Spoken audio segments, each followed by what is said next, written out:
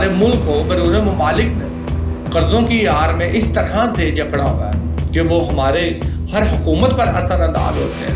मुल्क की पॉलिसी को बदलने में भी इनका बहुत अहम किरदार है। ये कह लें पाकिस्तानी अवाम में इतना एतमाद ही नहीं था कि वो ये सोच सकते कि ये मुल्क उनका है, उनके फैसलों से चलना चाहिए।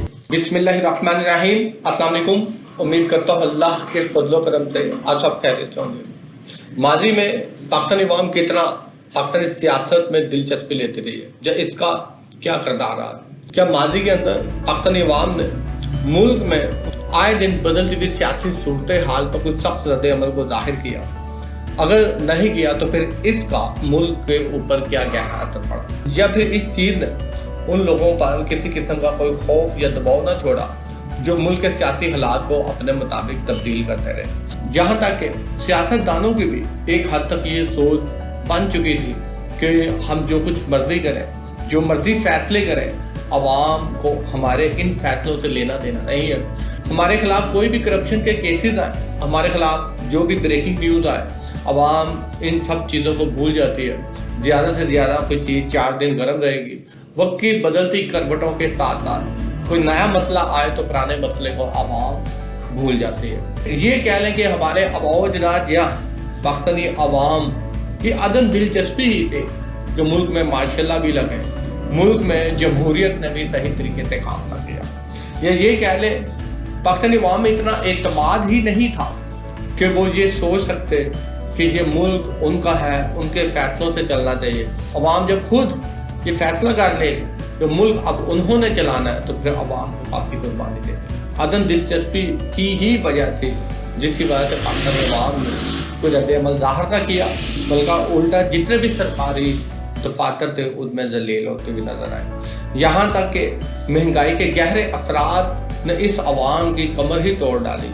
अब हालात यहाँ तक आ गए कि अवाम ने सियासी हालात पर गहरी नज़र रखना शुरू की और सियासत में जब दिलचस्पी को ज़ाहिर करना शुरू किया तो फिर ये निज़ाम ही ब्रेक डाउन हो गया। पूरा सिस्टम जैम होता हुआ नज़र आता है। बल्कि ये कहें अवाम के इस दिलचस्पी की वजह से ही पूरा निज़ाम बेनकाब हो गया और ये किसी मुल्क की तरक्की के लिए अच्छा शुरू होता है। अब देखना ये है कि अवाम कब तक अपने इस शऊर को बरकरार रखती है या कब तक अपने इस शऊर के लेवल को ऊपर तक लेके आती है। मगर माजी में जो कुछ हो रहा था, जो भी सियासी हालात थे, सियासतदानों आपस में एक दूसरे पर इल्ज़ाम तराशी क्यों कर रहे थे, एक दूसरे को गंदा क्यों कहते थे, सियासतदानों की आपस में क्या लड़ाई थी, इनमें कौन सही था कौन गलत था, इससे अवाम को कम ही गर्द रहा था। हाँ, ये बातें तो सुनने को मिलती थी कि इस मुल्क में जो भी आया है अपना पेट भरने के लिए आया। मुल्क में जिसे भी हुकूमत मिली है इन लोगों ने इस मुल्क के खजाने को ही लूटा है। इन तमाम बातों के मालूम होने के बावजूद अवाम ने इन सियासतदानों से जवाबदेही नहीं की।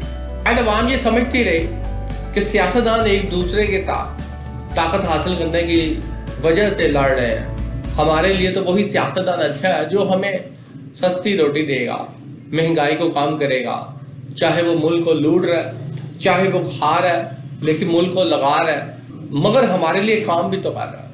महंगाई को कंट्रोल करके हम अपनी ज़रूरियात ज़िंदगी को आसानी से पूरा करते रहें तो फिर सबको हलाल है कि वो हुकूमत में आए और अपना हिस्सा बटोरता रहे। यही वो एक ऐसी सोच थी जिसने इन सियासतदानों को बेलगाम किया और उन्होंने फिर इस अवाम के ऊपर आहिस्ता आहिस्ता मुल्की कर्जों को उतारने के लिए टैक्स डालना शुरू कर दी। तो आज मुल्की हालात इस हद तक आ चुके हैं कि 2 वक्त की रोटी कमाना अवाम के लिए मुश्किल हो गया है। सुबह से लेकर शाम तक दिन रात मेहनत करते रहते हैं, मगर ज़रूरियत ज़िंदगी इस मेहनत से कमाए गए पैसे से तो पूरी नहीं होती, वक्त ख़त्म हो जाता है। फिर अगली सुबह फिर चल तो चल और इसी तरीके से ज़िंदगी गुजारी जा रही है। मेरे ख्याल में ये अवाम की अदम दिलचस्पी ही रही है कि सियासतदानों की लड़ाई को ना समझना, सियासतदानों की गई करप्शन पर इनसे जवाब तलबी ना करना, ये माजी में अवाम का वतीरा रहा है। तो सियासतदानों ने जो भी अवाम को कहा, अवाम ने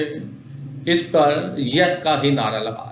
इन्हीं सियासतदानों ने इलेक्शन मुहिम के दौरान जो जो सब बाग दिखाए, अवाम इन सब बाग को देखने के चक्कर में रहे।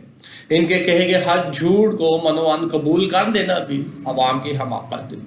एक शख्स आपसे क्या बोल रहा है اور عوام اس پر یقین کر لے تو یہ میرے خیال میں سب سے بڑی غلطی رہی ہے۔ ملک اس وقت جن حالات سے گزر رہا ہے اور ملک کی معیشت کی جو تباہ حالی ہے، عوام کو کم از کم اس کی حقیقت بھی پتہ ہونی چاہیے۔ ایسی کون سی بات ہے کہ مہنگائی بڑھ رہی ہے، ہر 2 دن کے بعد ضرورت زندگی کی اشیاء کی قیمتوں میں 1 2 3 4 روپے اضافہ کرنا پڑ رہا ہے۔ حقیقت کو سمجھنا عوام کی سب سے بڑی ذمہ داری ہے۔ عوام کو خود سمجھنا چاہیے کہ کون سے لوگ قصوروار ہیں ان حالات کے۔ اگر عوام اس حد تک سوچ لے تو پھر عوام کو خود ہی سمجھ آ جائے گی کہ کون سے لوگ ان کے دشمن ہیں اور کون سے لوگ ان کا مخلص ہیں۔ ان سیاستدانوں میں سے کون ان کے لیے کام کر رہا ہے اور کون ان کے لیے نہیں ہے۔ کن سیاستدانوں نے آج انہیں مہنگائی کی چکی یا مہنگائی کے کنویں میں پھینک دیا ہے۔ آج یہ سیاستدانوں کی عیاشیاں تو ختم نہیں ہو رہی، مگر اپنی عیاشیوں کے لیے آئے دن ٹیکسز کا بوجھ جو ہے وہ عوام کے کندھوں پر ڈالا جا رہا ہے۔ جو بھی اس ملک میں کروا رہا ہے امریکہ کروا رہا ہے۔ کیا ایسی باتیں آج سے 20 سال پہلے، 2-3 دہائیوں پہلے، میں بھی اس سے پہلے بھی یہ بات ہوتی رہی ہو کہ جو بھی کروا رہا ہے امریکہ کروا رہا ہے؟ اگر پاکستان کی فضا میں آپ لوگوں کے ذہن میں یہ جملہ مذاق میں ایک دوسرے کو کہہ دیا جاتا تھا یا لوگ یہ سوچتے تھے، تو اس کا مطلب یہ ہے کہ عوام کو شکوک و شبہات میں اس بات کا تو علم تھا مگر یقین نہیں تھا۔ اور جب یہ نظام بے نقاب ہوا تو پھر لوگوں کو بھی پتہ چلا کہ یہ جملہ بالکل ٹھیک ہے۔ ہمارے ملک کو بیرون ممالک نے قرضوں کی آڑ میں اس طرح سے جکڑا ہوا ہے کہ وہ ہمارے ہر حکومت پر اثر انداز ہوتے ہیں۔ ملکی پالیسی کو بدلنے میں بھی ان کا بہت اہم کردار ہے۔ یہ وقت تو آنا تھا کہ ایک کے ساتھ ناانصافی ہوتے ہوئے اگر دوسرا خاموش ہو جاتا اور اس کا ساتھ نہیں دیتا تو پھر پاکستان کا یہ حال تو ہونا تھا۔ شکریہ۔